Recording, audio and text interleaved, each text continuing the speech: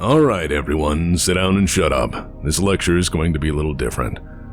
I'm Mr. Tex, this is Tex Talks Battletech, and this time around, rather than tell a story about a mech, I'm going to tell a story about a ship. A slice of its history, its importance, and in the end, its ultimate demise.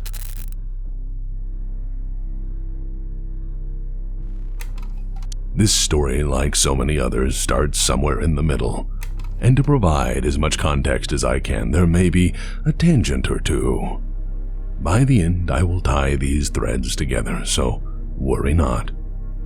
The tale this time around is a periphery folklore story.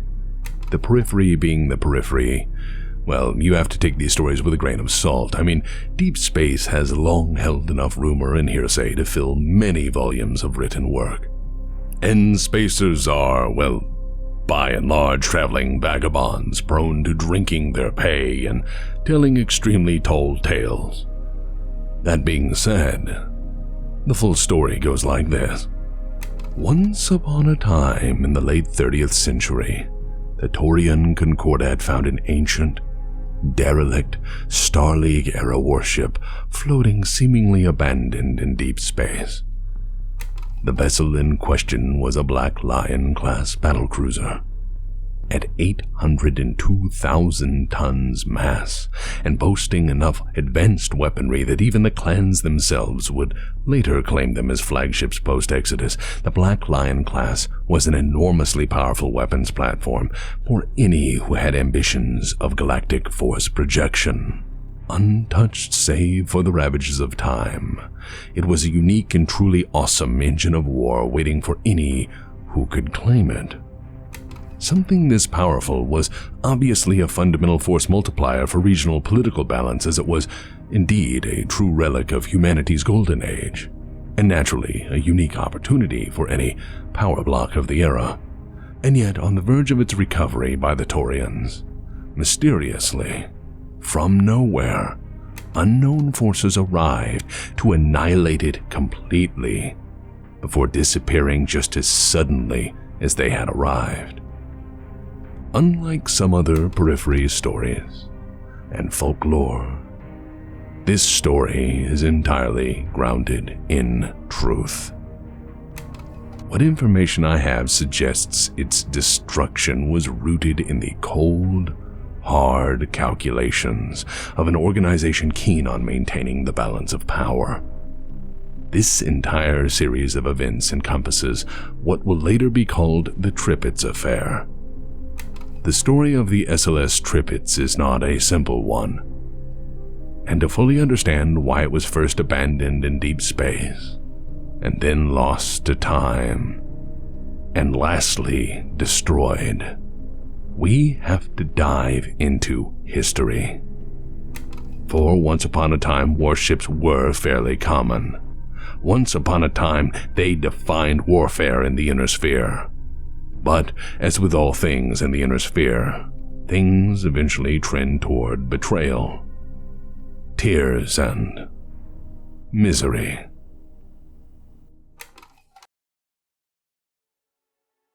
As you no doubt have gathered, warships are, well, were a very big deal. From the beginning of humanity's push outward, there were warships. When humanity fought, the first line was warships. When humanity invaded, it was spearheaded by warships. Every blockade, every major battle, every war big and small involved the simple arithmetic of how many warships you had, and how could you counter the enemy's fleet. Before the fall of Star League, war planning's often first and only consideration was where was the fleet and how soon could it move.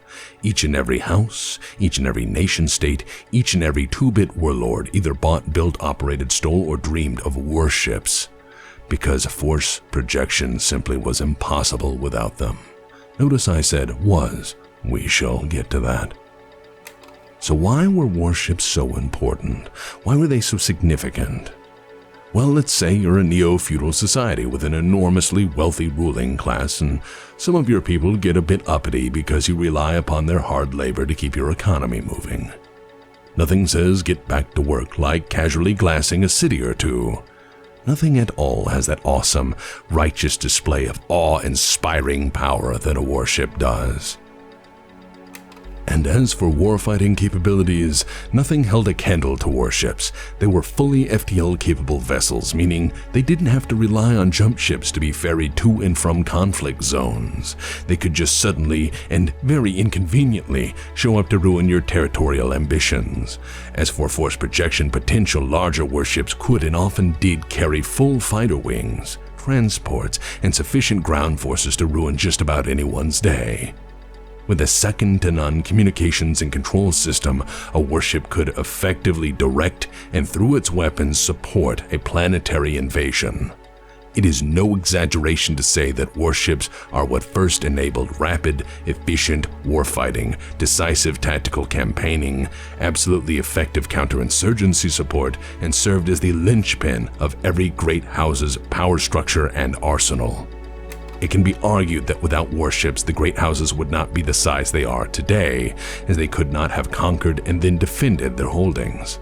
Warships were power projection. Warships were the absolute maximal force brought into any conflict. They silenced rebellion by mere presence. They were often the first to fight and the last to leave. Again, past tense. We'll get to that. You have to understand that building warships was the dreadnought rush of its time. Everyone made them, hegemony in how shipyards turned them out alongside jump ships, as they were ultimately just another business product in that golden era. Every time the periphery threatened insurrection, the SLDF made warships and authorized an ever-expanding naval budget for peacekeeping purposes. Even great houses and periphery powers were keen to lay hands on what was the greatest weapon of its time.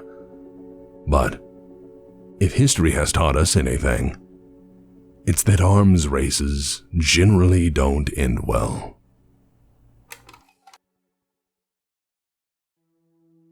After the Amaris Coup and the civil war which followed in its wake, the bulk of the remnant SLDF committed itself to an exodus under the leadership of General Kerensky. With them, they took 1,349 jump ships and 402 warships, intent on leaving the inner sphere and the impending succession wars far, far behind. After the horrendous losses inflicted on the SLDF by the Amaris Civil War campaign, this was but a fractional remnant of Starleague's defensive force. However, it must be noted that for the record, each of the great houses also had their own militaries, and often those militaries were, in some part, patterned off the SLDF in terms of equipment, its use, and doctrine. As Kerensky had feared, some of the SLDF had elected to join house militaries or sell their services and become roving mercenaries. All of this awe-inspiring firepower, coupled with ambitious house leadership and the dangerous power vacuum in the wake of Starleague's collapse, resulted in a series of wars truly apocalyptic in scale. The secession wars were fought without much, if any, restraint. Among all the other numerous casualties, by the Second Secession War, warships were thought to be completely extinct. One by one, they were destroyed in the great battles of that era. One by one, they were consumed in the fires of war through aggressive campaigns, poor maintenance, lack of spares, lack of repair facilities, and eventual lack of functional working knowledge on their systems of operation. Yes, in the end, the fires of war had even claimed knowledge as a victim. Their last major presence in the inner sphere was the Battle of Hesperus II, wherein they were thought to be lost, each and every one through direct action or embarrassingly catastrophic FTL malfunctions. You have to understand that during the secession wars, the technology base suffered horribly. Each house was keen to conquer what they could and destroy what they couldn't keep. Entire planets were razed. Entire populations were deleted. Generations of research and development were destroyed by enemies trying to deny their opponents any advantage.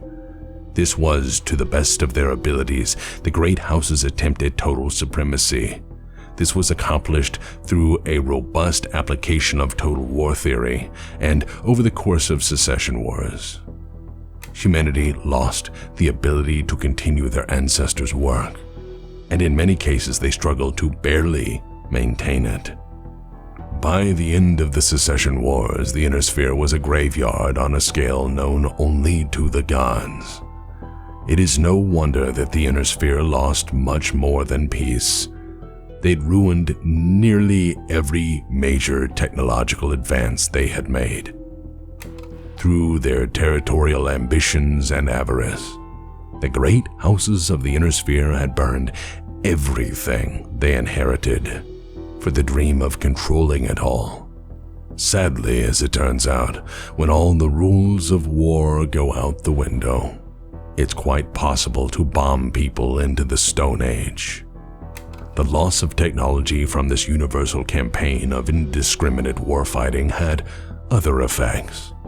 The loss of warships meant that campaigning became a tedious, difficult venture. Houses had to now muster forces without the protection or force projection capabilities that warships afforded. Houses had to heavily garrison their worlds to prevent losing territory and resources to piracy, insurrection, revolt, or border skirmishing. Houses had to play careful defensive games, making war a slow, deliberate exercise in comparison to the blitzkrieg efforts of yesteryear. The great houses were reduced to a simmering Cold War that occasionally flared into conflict before settling into a slog and then an eventual, if uneasy, peace. The slow nature of this conflict taught all the great houses to be wary of ambitious ventures, aggressive posturing, and going all in on any one strategy. Through this backslide into a more primitive technology base, a precarious balance was maintained. No longer did the great houses have the power to make unilateral war against their neighbors, or control substantially more territory than they already had. The loss in technology kept them more or less in check. To gamble on ambitious conquest could result in calamity, and so all sides learned to play the great game, making moves carefully. Disinformation, propaganda, and careful allocation of forces became the standard. Wars were now over a dozen systems, not hundreds. The secession wars had strangely made the great houses closer to equals than ever before. And you have to understand, there are some people who are very interested in maintaining that delicate balance at any cost for their personal benefit alone. So, walk with me a moment here. A moment into crazy land. Here's the thing. We're going to have to acknowledge at this moment that the Inner Sphere has two histories. Two parallel histories. There is, of course, the official history, which most everyone knows an interpretation of. Each and every citizen of the sphere and periphery alike has their own view of history, which makes their government look great and others look bad, and so on. Then there's the shadow history. This is the ultimate what really happened account of events, and is more or less an endless chain of shadow wars, grand conspiracies, assassinations, proxy battles, spies, lies, meddling, and madness. All moves in the great game of galactic politic is in the shadow history. So, put on your tinfoil hats now, boys and girls. We're gonna open the pages of the crazy book and delve into what really happened with the Tripitz Affair.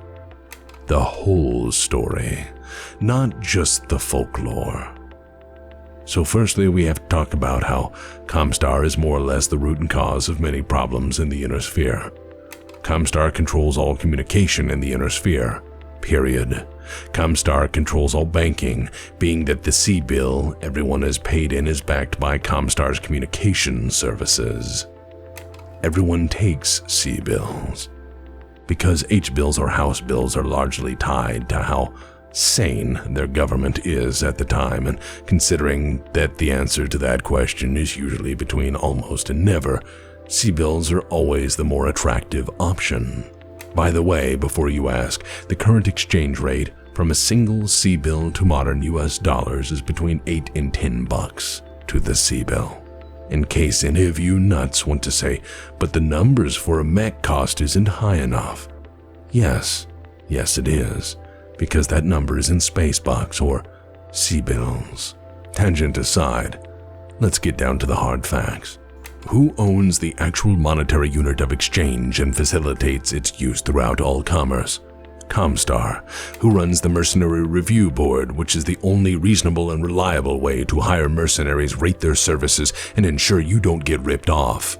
ComStar. Who listens to all communications traffic and probably reads every message? ComStar. What about reports of unexplained phenomena, especially those which target technological discoveries or rediscoveries? ComStar. What about reports of people, mostly scientists and free thinkers, disappearing for no good reason, often after announcing they made a breakthrough? ComStar.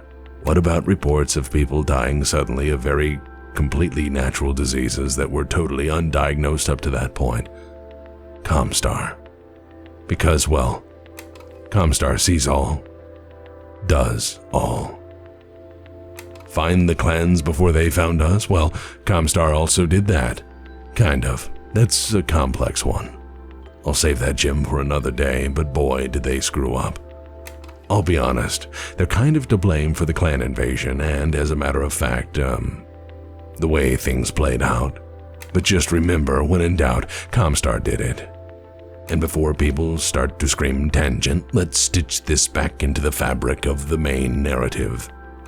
Who do you suppose maintains a hidden, massive stockpile of weapons from humanity's golden age and ensures no one else can rival their primacy or upset the balance of power to the inner sphere? A stockpile so massive it contains a small fleet of very active warships, to include battleships capable of eradicating entire civilizations in an afternoon of idle button pushing. Well, ComStar. And you see, in 2979, ComStar had a big problem. By 2979, as you now know, most warships were officially considered extinct.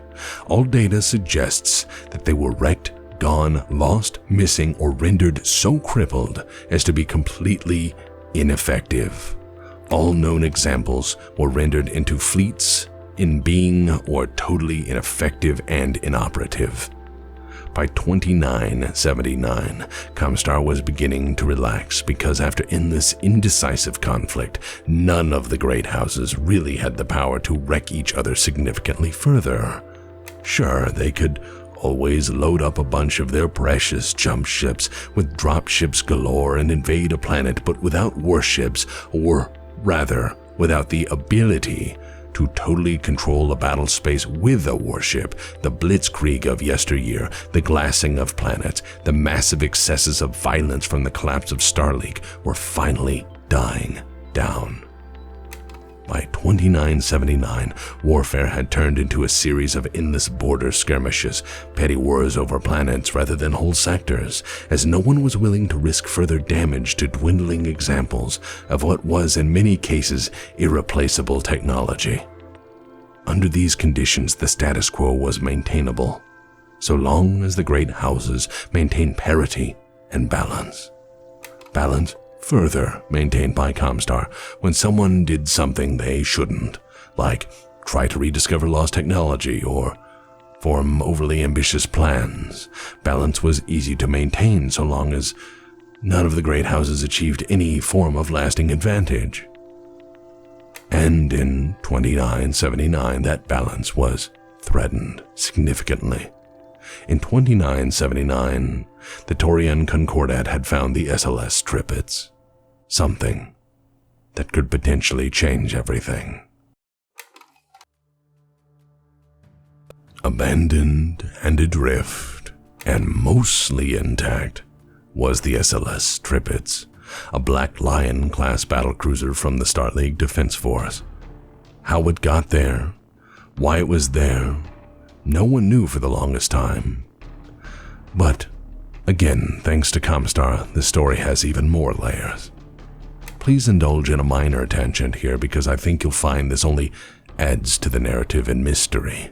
Sometime after the events of this story, a ComStar operative going by the handle Damocles provided documents to an investigative reporter about a great number of interesting things, one of which being the complete recovered diary of Colonel Hanne Schmidt, who was the last commanding officer of the legendary Black Watch, an SLDF unit responsible for the protection and safeguarding of Starleague's First Lord and his immediate family. In the pages of the diary, a story emerges from the dark days of Starleague's collapse, detailing the supposed escape of one of the last members of House Cameron, fleeing the massacre at the Unity Palace. During this escape, the Colossus-class dropship SLS Abyss made emergency orbital rendezvous with a waiting warship on the dark side of the moon. And that warship was the SLS Trippets. It is suggested that this vessel carried the last of the currently presumed dead Cameron bloodline far away from the solar system. Far away from the cause and the chaos of the conflict. How it came to be abandoned, derelict, and forgotten so far from home is ultimately unknown. But there it was, free for the taking. While the Taurians did not care for its history, they knew its value. The Taurians had stumbled onto something huge and immediately made efforts to recover it at all costs. If the ship were to be recovered, if it were put back into service, this would be like letting the Bismarck loose in a world of ironclads. Needless to say, this would cause a significant imbalance, and this was not good for ComStar. Needless to say, if someone figured out how to reverse engineer even pieces of this vessel, the balance would be upset. Also, being that something this huge couldn't be kept under wraps, it was soon learned that the Capellan Confederation wanted to recover it for their own purposes, and well, as soon as any intelligence agency in the Inner Sphere knows anything, ComStar knows everything. As you may have gathered, other than controlling the money and having a second-to-none intelligence-gathering instrument, you may remember ComStar has firm control over all communication. So unless the great houses are willing to Pony Express all messages around their empire at all times, never enter it into any computer system at any time, and rely on memorized messages only, they're going to have to interact with ComStar in one way or another. Naturally, when ComStar found out about this ship, they decided that maybe it would be best if nobody got the Trippets. ComStar Primus Yin Takami immediately dispatched the 1st Division of the ComStar Guards and Militia under strict orders that none should take the Trippets. Also, they were given strict orders that they should not, under any circumstances, allow themselves to be identified, and thus painted every piece of equipment they had stark white. Because I guess that's what you do when you're ComStar. Be weird. And of course, sanitize assets for plausible deniability operations where they shouldn't be operating. Did I mention they started a technobabble religion? Robes and all. Wizard spacemen. Anyways, needless to say, when the Taurian recovery team suddenly found themselves to not be alone, naturally they were a bit startled. Nobody was supposed to know this ship was here. For someone to jump on top of them out of nowhere was a bit scary, to say the least. When the mysterious jump ship appeared without marking, signals, beacons, greetings, or explanation, the Taurians were unsettled. Naturally, the Taurian forces immediately sent forth 4 lances of their best aerospace fighters to intercept and identify the newcomers pouring from an unknown, unregistered, unidentified jump ship. ComStar's unknown forces annihilated them and proceeded to bomb and strafe the Trippets into a useless hulk, leaving it tumbling into a rapidly decaying orbit. Afterwards, the surviving Taurian recovery teams issued a statement indicating that the reason they had lost the super-secret, totally awesome Starleague ship was because a bunch of unknown, completely white ships devoid of any insignia attacked from nowhere. before returning to nowhere for no reason given in an attack that nobody claimed responsibility for. Naturally, this sort of explanation is the thing that starts legends and rumor, and so we have the foundation of one of the many Battletech legends. Most would later suggest this story was a corrupted retelling based on half-truths or just plain old periphery folklore. Some surmised this was the cover story for a partial or total recovery of the Trippets. Others would suggest it wasn't unknowns but Capellans that struck the vessel. The story lives on as the Vandenberg White Wings, which as a tall tale sits on the shelf between the so-called Minnesota tribe and the disappearing battleship of Merope. All fine stories shrouded in the classified, hidden, or shadow history of 31st century combat. So that more or less ends this episode. I want to go over a few thank yous before we proceed to do whatever stupid we have cooked up for the credits, which some of you watch. Firstly, thank you for indulging my tangents. I think they were warranted this time and support the narrative in this sort of complex, layered history. Secondly, thanks to Sarna.net for being the best fan-driven wiki you will ever find. If you think Wikipedia is better, remember that midichlorians are canon. I'll just let that sink in. The reason someone's a big bad Sith or Jedi is because of bacteria, or whatever. Now that you're dead inside, let's move on. If you're interested in reading about the setting of Battletech, I'd recommend you go to Sarna. It's an awesome wiki. Lastly, I want to thank my fans, both new and the long term. You have a lot of choices in content in this day and age where we're oversaturated to say the least. So thanks for watching this instead of, say, a top 10 list about the Imperium's worst taco stands or top Warhammer 40k hats. I want to do my best to not just read verbatim from a wiki or any other shortcuts. I want to actually do the research this setting deserves, and try not to show contempt for it or my audience. Thank you. I mean, there's worse stuff out there. Ugh. Sometimes I wish the internet wasn't real. And yeah, that should do it. Oh hey guys, I found the remote! Oh god. A labor caste throne taking arms against a trueborn warrior? Obliterate this place. Yes, this is a typewriter. Back in the 21st century, poorly educated social deviants known as hipsters used to compose banal, mediocre manuscripts upon these and use them as a crude, haptic interface for a then brain-draining technology known as an iPhone, while drinking purposefully cold coffee and or an IPA. Wow, that sounds terrible. What's an IPA? Well, imagine a beer that is exceptionally bitter and tastes exactly like farts. Oh, how terrible. Why did they do that? Well, you see, they wrote reviews about it and convinced each other that bad was good.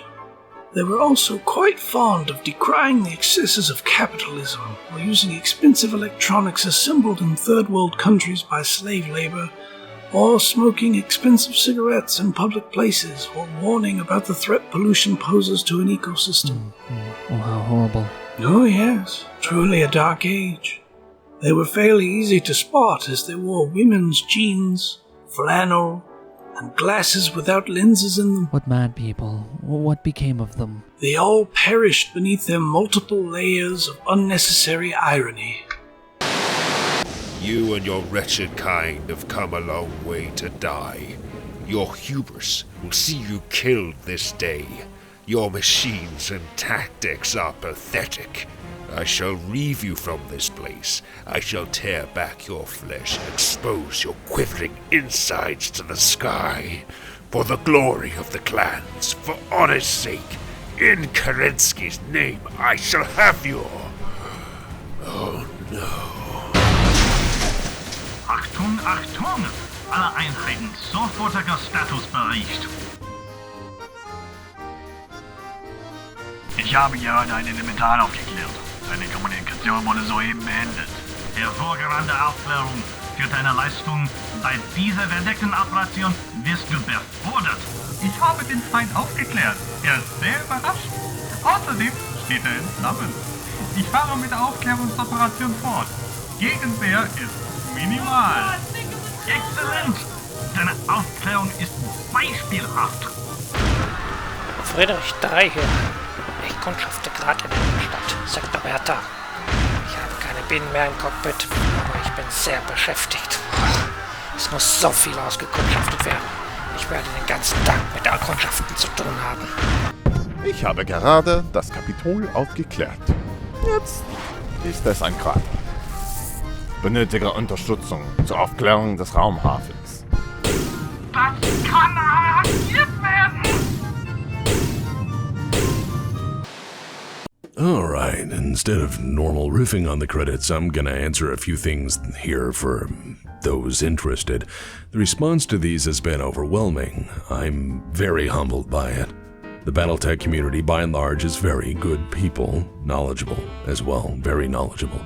I mean, there's a few salty salts who play MWO or Battletech as though score and ranking matters, or think that having fun is secondary to always winning. And as well the few people that get mad and that I have an actual opinion on things, but hell, in the end I'm always going to be me. Anyways, I'll answer a few questions here. Yes, I do read the comments. I do. I also take the actual time to respond to as many as I can. What mech or whatever I will cover next, well, there's a lot of people who keep saying cover this or cover that in the comments. These people are, well, people who don't engage in the polls when I put them up, which I do. That's where people can vote on what they like. If you don't see those polls, well, that's YouTube hiding your notifications, or they turn them off, which they often do. Don't worry though, you're not special in this case, as it's fairly common. I mean, on average, maybe 5 to 10% of my channel sees my content. Or maybe just my terrible engagement rate as a channel. Who knows? Either or, I do actually cover what people have asked, plus a few things I am very interested in talking about, so it'll be a mix going forward. I do get kind of mad when people act like they're engaging with their audience and then do whatever they want, often for a paid endorsement, so I actually do keep to the list the audience and I have assembled together. I tend to ignore people who shout out the same thing over and over again because I did work with my audience on the to-do list, and I want to respect that. However, I do fully expect people who don't listen to get mad because they're not voting in the polls provided. Hell, those people probably clicked out of the video 10 seconds in because it's not using hand puppets to explain why radiation is bad or Joan of Arc was a lady. Anyways, as for the next one, we're going to talk about this guy and all of the very bad choices that he made. He's to blame for a lot of stuff. A lot of the setting starts with his exceptionally poor decisions. Also, wow, didn't even really swear in this episode. Holy sh**.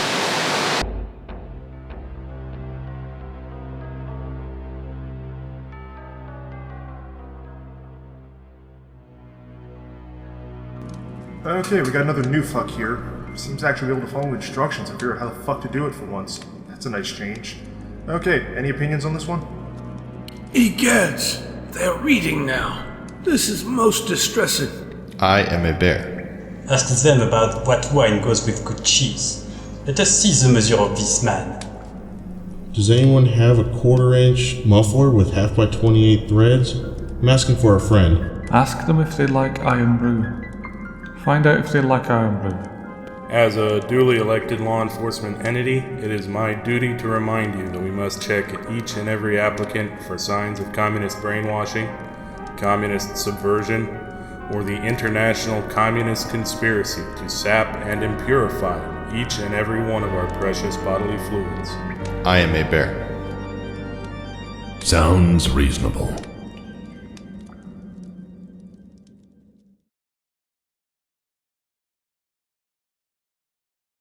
Sometimes I wish the internet wasn't real.